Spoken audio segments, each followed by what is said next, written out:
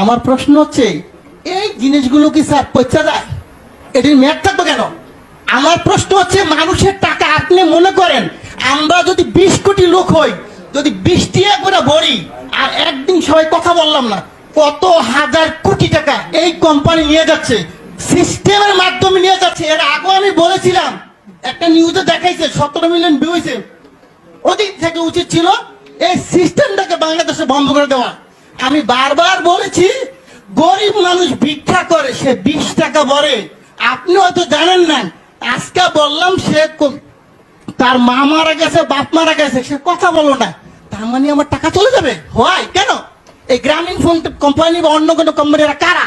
এরা আপনাদেরকে না জানে হাজার হাজার কোটি টাকা সিস্টেমের মাধ্যমে নিয়ে যাবে। এটা কিন্তু স্যার সহ্য করার মতো না। প্রথম প্রশ্ন হচ্ছে এটাকে আজকের মিটিং এর পর থেকে কিছুক্ষণ পরের মতো আপনারা দিবেন, যাতে